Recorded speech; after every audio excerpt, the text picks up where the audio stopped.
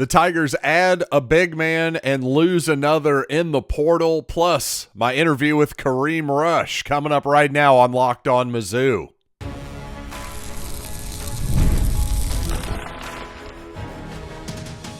You are Locked On Mizzou, your daily podcast on the Missouri Tigers. Part of the Locked On Podcast Network, your team every day.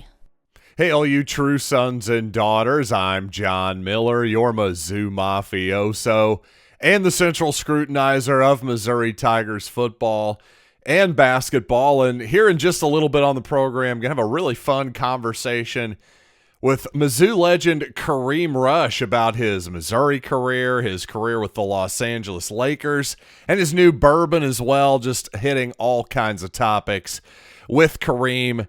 But you know what? First, I do want to remind you quickly that today's episode is brought to you by Monarch Money, and you got to take control of your finances with Monarch Money. Use code LOCKEDONCollege at monarchmoney.com for 50% off your first year.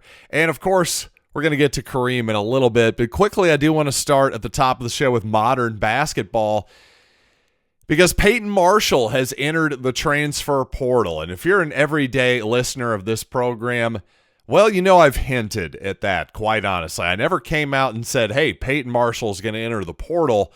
I did say that I expected more movement in the portal and probably a Missouri big man. So I didn't want to completely go out on a limb because, well, at this point, it's more important to be right than go out on a limb at this point in my career. But regardless, the point here is I'm a little bit disappointed that Peyton Marshall is no longer with us. A young man that I thought had just a tremendous amount of talent, a legit 7-footer with great hands and touch and good passing ability. You know, Marshall showed some flashes, I thought, this past season, in particular, some good moments against Kansas, I thought, but of course, defensively showed some negative flashes as well. And the fact that he didn't even hit 30% of his free throws is a bit of a concern as well. Yes, small sample size and all that, the usual caveat there, but at the same time, some definite concerns for Marshall. But at the same time, after 1 year at Missouri, after 1 year in college,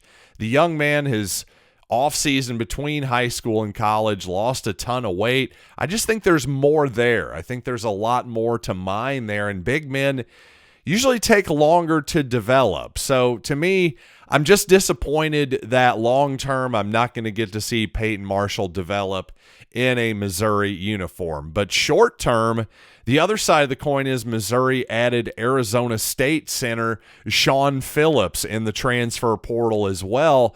And if you're just looking at that as a one-for-one trade next season, we can certainly make a pretty good argument that Shawn Phillips is the better player for Missouri next season. I think he's definitely a good fit for Missouri next season, as I've been one of the biggest advocates of getting a more defensive-oriented big man in the transfer portal, whereas a lot of people on the Missouri beat seem to be advocating for a scorer, more or less, as a post player, a back-to-the-basket, maybe more traditional type big man. Well, to me, that was Peyton Marshall. If you were going to count on a back-to-the-basket post man, guy getting the ball on the left block and getting a bucket, passing it out against double teams, that type of deal, well, Missouri should have been interested in then developing Peyton Marshall, because in the transfer portal, especially with the cost of guys out there at the moment, hello Nico Iamaleava, but even in basketball as well, the costs are apparently skyrocketing right now in the transfer portal. I don't know that you're going to find a lot of big men with more upside offensively than Peyton Marshall. So that part is disappointing, but again, I think Shawn Phillips really does fit the needs that Missouri, well, needs next season. Not to sound like Austin Powers there for a second, repeating myself. But unfortunately, yes, Jaden Quaintance, I suppose, would have been the preference there. He definitely is the way higher upside player than Shawn Phillips, another Arizona State defender and big man. But you know what? Phillips doesn't have the ACL problems for next year. And either way, you've got a 1-year rental, I think, with Quaintance or Phillips, who is down to his 4th year of eligibility with Missouri next season. So long story short, as a fan, as somebody who was starting to really like Peyton Marshall and was getting excited to see what his future was, I'm disappointed here. But at the same time, if I'm going to just be an objective analyst here, I think you can definitely make the argument that Sean Phillips is an upgrade over Marshall, at least on the roster for next season. In the future, well, that's a whole other debate. And now my interview with Kareem Rush, one of my all-time favorite players, Missouri legend. We talk about Quin Snyder, his favorite Missouri teammate of all time, Phil Jackson, Kobe, Shaq, the whole deal. Let's get to it right now. All right, joining me now, this is a lot of fun. Kareem Rush, Mizzou legend. This is a lot of fun for me personally. I've been a big fan for a long time. In fact, Kareem Rush's last year on the Mizzou campus was my first year on campus, 2002. That was quite a run to the Elite Eight that year. Team made it all the way up to number 2 in the AP polls before, well, falling off a little bit, making the tournament as a 12-seed Elite Eight run. Just take me through that wild ride that was that 01-02 season, Kareem. Yeah, it was kind of an up and down season. We did come up with a lot of hype, kind of leaning off that Duke game. We kind of put us on the map, and we came in preseason number 2. So we had a lot of expectations. Personally, I had a lot of expectations for us. I returned to school, with the hopes of, obviously, chasing the national championship and winning player of the year. So we came in with a lot of hype and, expectations. But the season was up and down. I don't think we realized the magnitude of losing someone like Brian Grauer, our point guard. And, we just didn't find a way to really kind of mesh. Teams were doubling, tripling team. And it was just kind of an up and down season. But, we got hot at the right time, which most teams want to do. We had a nice little Big 12 run. And then we got ourselves ready for a tournament. And, to make that run to the Elite Eight, we should have won. We should have been to the Final Four. We had an awful game against Oklahoma, which I recently found out I was 0-6 against Oklahoma in my career. Oh, man. Yeah, but all in all, we had a great run. We got a chance to come back to campus a few years ago to kind of celebrate that run. And it was great to see some of those guys. So excited about, what happened this year, to see him kind of turn around that Dennis was able to achieve with that team from a 0-18 to, playing so well this year in the SEC, was amazing to see. So I'm happy to see, what he's done. And you're looking forward to kind of seeing what the portal does and, what the team's going to look like next year. Yeah, for sure. I'm glad to hear you're catching up with it, or you're keeping up with the Tigers, I should say, for sure. And I'm glad you brought up that 2001 Duke game in the tournament. Obviously, you guys came up short there in round 2. You had a heck of a game there, 29 points, 5 3-pointers in the game. I just remember watching that game with my friends at the time.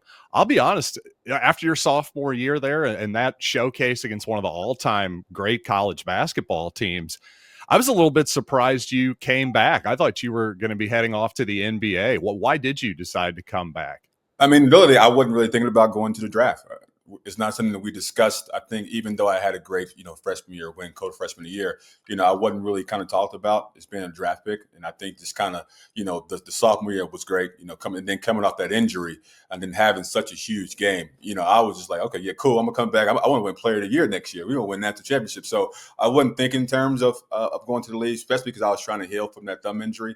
But I do believe if I came out my sophomore year, I probably would have been a top 5 pick, just kind of based on everything. And quickly, I want to jump in to ask you, have you ever checked your bank account and wondered where all your money went? Well, between all the online subscriptions and shopping and door deliveries, that kind of deal these days, it's easy to lose track. Well, that's where Monarch Money comes in. And it's not just a budgeting app, it is a complete financial command center. All in one convenience, surprising insight, and easy collaboration with whoever you want, by the way. Take control of your finances with Monarch Money. Use code LOCKEDONCollege at monarchmoney.com for 50% off your first year. That's monarchmoney.com. Code LOCKEDONCollege for half off your first year. Wow, top 5. Interesting. Yeah, I mean, that's certainly something to think about. I want to talk to you a little bit about your Lakers run here in just a second. Well, let's stick in your Missouri era. Obviously, Quin Snyder, well, I think is a really interesting figure in Missouri history. Your coach the entire time. What's your Quin Snyder take? Do you still talk to Quin occasionally? What kind of guy is he? Just I for don't talk to fans him out there. anymore, which I'm kind of hurt by. I wish we kind of find ways to reconnect. And I know a couple guys are still talking to him. One being Jake Jackson, who I'm still connected with. So I find updates to him. But from watching from afar, I'm happy to kind of see him be able to kind of regroup and kind of get where I always thought he would be, which probably was an NBA coach. But he had his trials and tribulations, like everybody does. But I've always thought Quinn was an amazing basketball coach, an amazing talent, and he's going to eventually make his way back to where he needs to be. So I'm always happy to see former Tigers coaches do well, but definitely missed the connection there. And I'm sure at some point down the line, we can work on that to bring that back together. But being his first recruit was amazing. He came in. I wasn't really thinking about Mizzou. I thought I was going to go to UCLA with my brother, but my senior year, I was able to kind of step out of that shadow and kind of build my own path. And I didn't want to go far away from home because my brother was struggling with being away from home, and so I don't want to deal with that. And then Quinn came Right. in at this young and up and coming 32-year-old. Tony Harvey was right in tow. So they came in to my grandma's house and, wooed my grandma, and come to find out that me and Quinn had the same birthday. So we connected on a lot of things, told me he was going to allow me to build the program, be one of the key parts of the program. Me and one of my close friends, best friends at the time, Josh Kroenke, were already kind of committed to doing something together, so we decided, okay, yeah, let's go to Mizzou. We thought we was going to have Capono as well, but Jason ended up going to Right. UCLA. But me and Josh went down there. It's kind of Quinn's first recruit, and we had an amazing time. Yeah, a lot of Missouri and UCLA battles at that time, it would seem. And you brought up your brother Jerron. For those of you who maybe aren't old enough or maybe don't remember, that was a really interesting period because really your brother Jerron and then you, of course, were a great prospect in your own right. You guys were kind of high school celebrities from my memory. I was a little bit younger than you all, of course, so I remember just kind of looking up to you guys and stuff like that. What was that like for you, especially in a world, this is pre-YouTube. So if you were outside the Kansas City area, it was just kind of like the legend of Jerron and Kareem Rush at a certain point. What was that like for you just as a young man, almost being kind of a semi-celebrity? I mean, it was awesome. I wish we were, we existed 20 years ago with the NIL. We were money in high school and stuff, but Right. it was fun. Like I said, we were these pseudo celebrities. From a young age, basically because it's got off the back of Jerron. Jerron was such a phenomenal player at an early age. By the time he was in 7th and 8th grade, he was already kind of the best player in the country. So Right. I would just leave a brother in tow, and how my skills and my drive developed is because I have my brother that I can compete against every day, and have a chance to say, okay, once I beat him, I can play against anyone, especially in my class. So he gave me an unfair advantage having someone so great that I can compete again and engage against. So it was amazing. Every week Jerron was on the cover of the newspaper. Always up until his junior year, he was ranked the best player in his class. So with that, came a lot of notoriety and brought a lot of visibility to me. So it forced me to work hard on my game because I didn't want to always be Jerron Rush's little brother. I wanted to forge my own path and kind of create my own name. So that was a little hidden motivation, as any younger brother always wants to do, is out, and do more than his older brother. And the same goes for Brandon. He had a chance to kind of grow up under the shadow of us, but ended up being, far more successful player, won a national championship as well as an NBA championship, and being a lottery pick. So, you always want to, see your brother do more and more than you, and we've been able to have that happen. Yeah, that's a heck of a bit of trivia there for your brother, NBA champion and college champion. Not too many people can say that. And obviously, you said you went to Mizzou partially because you didn't want to be too far away from home. Did Brandon maybe have the same idea going to KU, you think? He did. Brandon was even more of a homebody. Okay. I wish he didn't went to the other school. I wish he would have stayed. I tried to get him to go too. Me too. Yeah. Yeah, I was like, Quinn, go get him, because Quinn was Right. on. I love Coach Self. Coach Self loves Brandon, and obviously Brandon had an amazing career. So it worked out well for him. Oh, for sure. I all kidding aside, I was always a big advocate of your brother being the NBA fan that I am as well. I always thought he had quite a bit to give, and as a young player, entered the league, very, very young. I think he eventually got there for sure. But you got to be, speaking of you and Brandon, you got to be enjoying finally having a little bit of bragging rights after this last season, right? Missouri gets the dub. I got so many bragging rights on all my KU friends because most of my high school friends I'm really close with, they all KU guys. Sure. So any chance I get when Missouri finally gets a win, it's definitely a lot of trash talking going on. But over the course of our friendships, they still got a lot more on me than I do. But any chance I get to talk some smack that when KU is doing terrible, it's definitely always a good thing for me. Absolutely. And in that spirit, hey, speaking of spirits, it seems like you and Brandon had a pretty good idea here. You guys have got, well, some competitive bourbon brands here. Your black and gold bourbon versus his crimson blue. Obviously, my fans and listeners are going to be into the black gold bourbon. Easily purchased, by the way, at mashbillspirits.com. They take Apple Pay, the whole deal. Tell me a little bit about your bourbon line and why Missouri fans should check it out. Yeah, so the bourbon came about 18 months ago. It all kind of stems from, I put on an alumni basketball game back in 2018 in Kansas City, KU versus MU. I really thought at the time, I played in the first year of the Big Three, and there were like 120 guys with my level of experience trying out for like 20 spots. And also at the same time, there's a TBT tournament in Vegas, which is a winner, Right. $1 million take off. So Yep. I looked at those tournaments and I realized the 27 were alumni teams. So all these guys are already coming back in the summer times, prepping, getting ready for this tournament. So I thought of an idea. So why not create a league specifically for college alumni teams? They get to come back on college campus. What college would love that is normally dead in the summertime. And obviously summertime basketball is becoming a hot thing. So in 2018, we did our first game here in Kansas City. 2019, we had two games, Arkansas and K-State and KU-MU. And then obviously COVID kind of still on the shelf. I brought it back in 2022. I did our first out-of-state game. I did Maryland versus Georgetown back on Maryland's campus, sold that out. And then this past year in 2023, I did 5 games. So I had Syracuse versus Georgetown up in Syracuse. We had West Virginia versus Maryland in West Virginia, South Carolina versus Clemson, Georgia versus Georgia Tech, and KU-MU. So we built in this league around these college alumni teams. I partnered and talked to a lot of different legends tied to these schools. So, for example, Lawrence Moulton, from Syracuse, Jermaine Jones from Georgia, all these guys that are tied to these universities who are already back doing cool either nonprofit work or camps or stuff in these marketplaces. So I always want to kind of create opportunities for our guys to be able to maximize and trying to create our own NIL, getting these guys to go back into these marketplaces and offer something to the fan base. And bourbon, I'm a huge bourbon drinker. And I told my partners, I was like, I got this league that's tied to a lot of different players and a lot of teams around the country. I would love to kind of do something for, alumni, kind of create something really, cool and collective. So we designed this really cool collector's box that has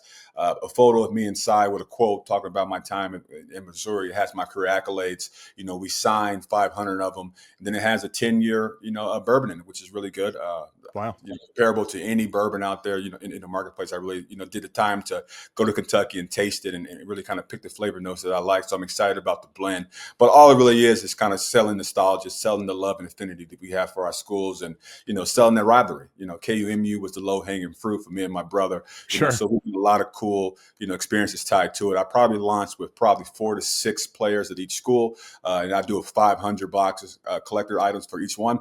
And we're doing something cool with it. We're going to put a golden ticket inside, kind of Willy Wonka style. If you win that golden ticket, you get a chance to go to the rivalry game with me and my brother, or host a watch party where we come in and watch with you and have KU and you guys on both sides and have a little fun to it. So we're doing some cool stuff tied to it.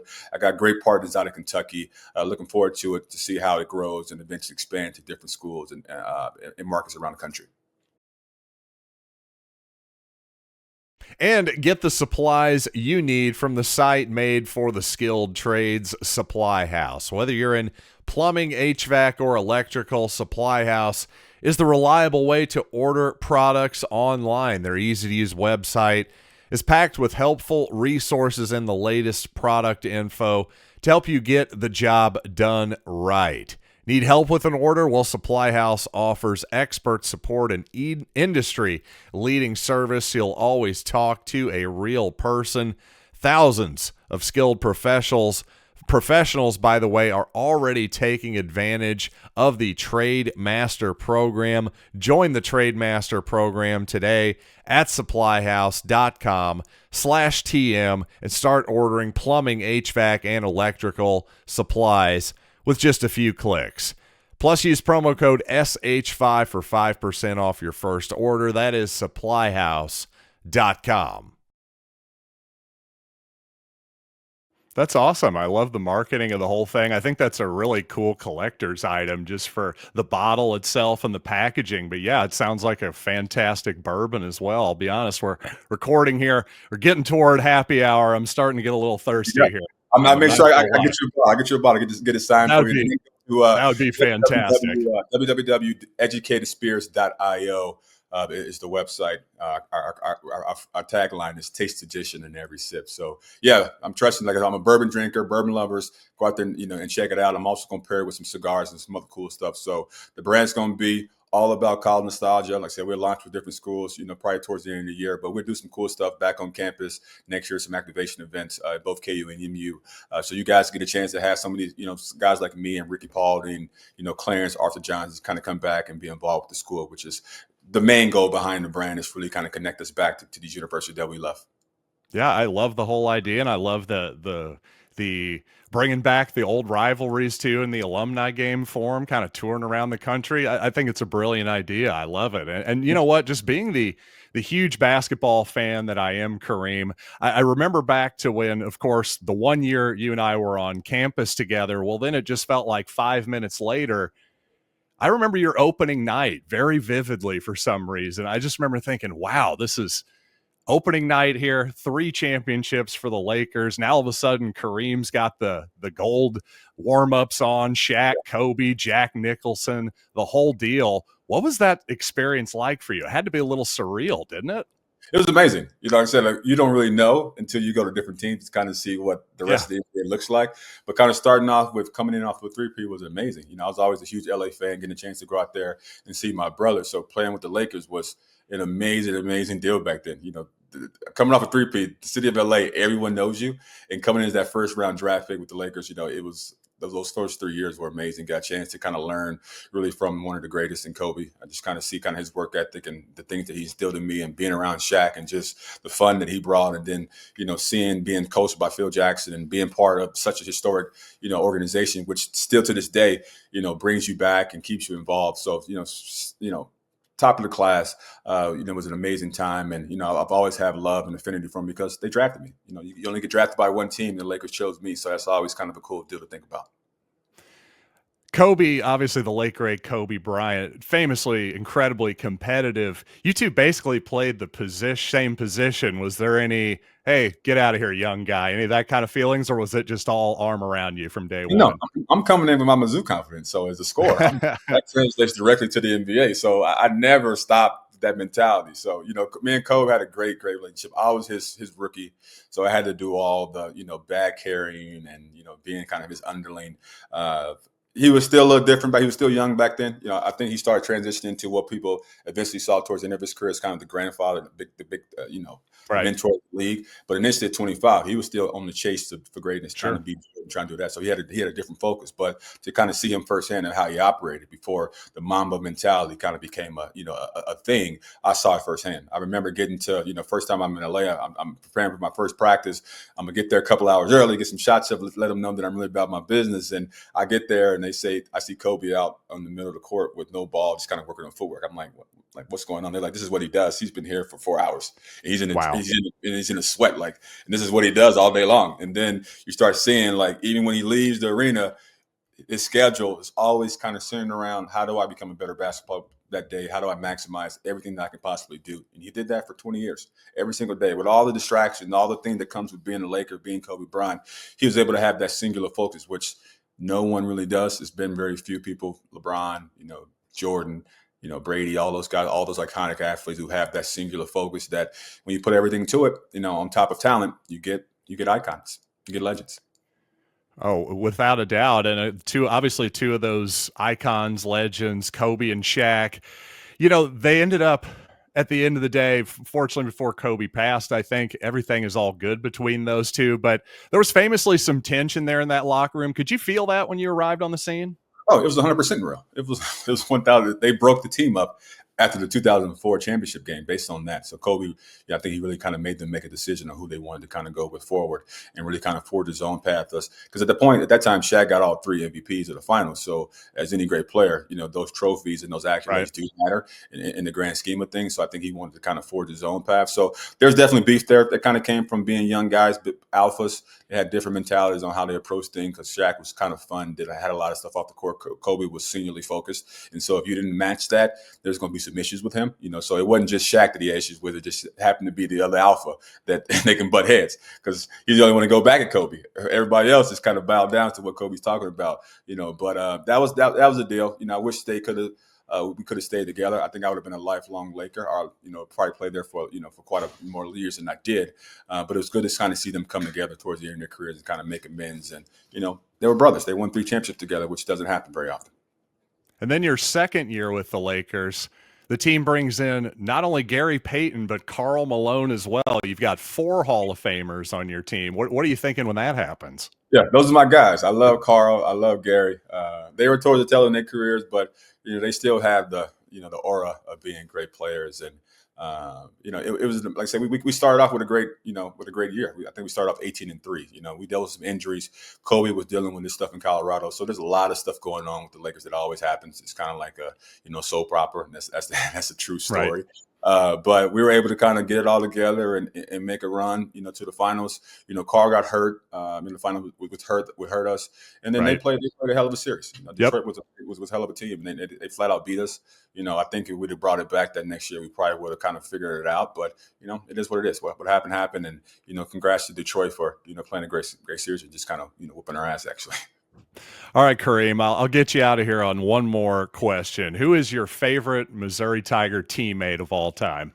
Favorite Missouri Tiger teammate of all time would probably Tootie. So Clarence was my road dog for a long time. But off the court, my brother is Josh. Me and Josh are brothers. So, yeah, probably those two. I'm not going to ask you for an inside info. Did you hit up Josh after the crazy stuff with Denver this week? Like, hey, what's going on, man? I'll let that be. Josh knows what they're going to do.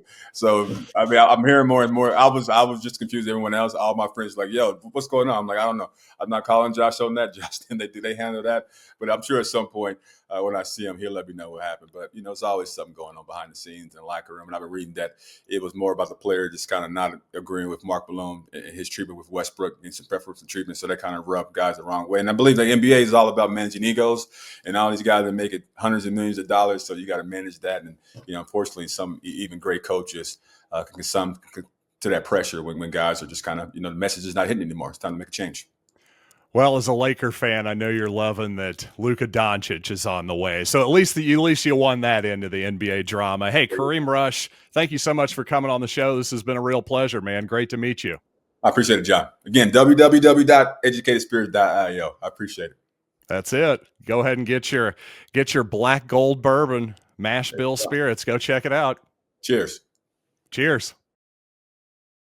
And thanks to you for making Locked On Mizzou your first listen today. For your second listen, check out Locked On the NFL Draft with Damian Parson and Keith Sanchez as your favorite players like Luther Burden, Armand Mimbu, and Brady Cook. Get ready for the next level. You got to check out Locked On NFL Draft on YouTube or everywhere you listen to podcasts. So until next time, I'm John Miller. Thanks for listening to Locked On Mizzou.